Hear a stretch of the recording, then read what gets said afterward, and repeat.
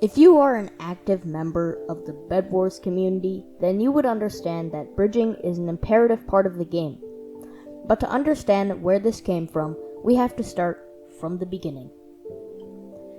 At the start of Minecraft, all you could do was break and place blocks. But as the updates came and went, a different game mechanic was beginning to become more defined. Fall damage is a big problem in Minecraft, and if you are not careful, hours of work can be lost. But that still did not deter people from making structures very high in the sky.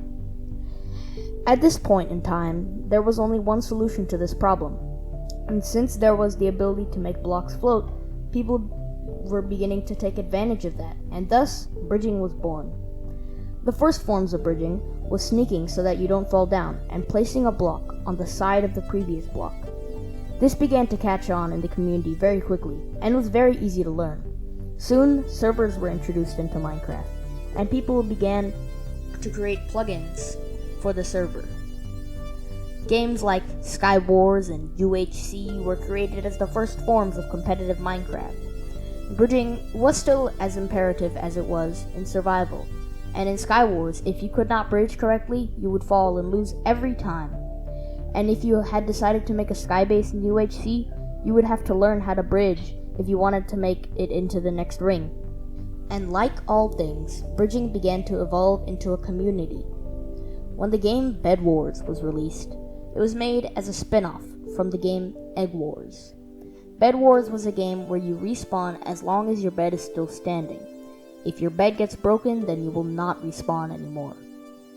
Soon people realized that the regular shift bridging was too slow for the fast-paced game that Bedwars was becoming. And soon a new form of bridging was created, ninja bridging. Ninja bridging is the first iteration of speed bridging, and soon speed bridging became a necessity to learn if you wanted to win Bedwars. As the game progressed, speed bridging began to branch out into different forms of bridging. People began to find faster ways of bridging, and soon a new method was created. This new method was called jitter bridging. The term had come from the clicking method, jitter clicking, which was a way of clicking faster so that you could win PvP fights. People began to use this new method because it provided speed and height in a very short amount of time. The method was very useful in Skywars, where you could easily get to the middle in a short amount of time. But in Bedwars, you could not bridge too high, or else you would take too much fall damage and not be able to survive getting off the bridge. Soon after that, an even faster bridging method was created. Breezely bridging was one of the most famous methods that was very popular in 2017. Breezely bridging was made for crossing distances without having to jump or sneak. It was hard to master and not many people could do it. Eventually, things began to die down, including Minecraft. The death of Minecraft did not stop the Bedwars community, but it did stunt the bridging community. Months passed, and the bridging community had seen no improvement except for the addition of a couple of different variations of speed bridging. It seemed breezely bridging was the fastest way to bridge for a long time. But then one day, the YouTuber teddynator invented a new way of clicking. This new method was coined ball clicking at the time. It was later named drag clicking due to the fact that you had to drag your finger over your mouse to create incredibly fast click speeds, reaching up to 100 CPS. Before this, a YouTuber named Tenebris said that the theoretical bridging method, god bridging, was impossible.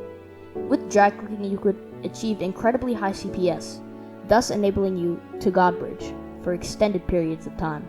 A couple months after that, different YouTubers began to try out this new method for PvP, but it was only found out by teddynator himself that you could god bridge with this technique.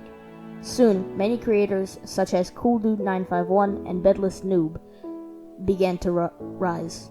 These creators took advantage of the trend and began drag clicking on their mouses so that they could god bridge.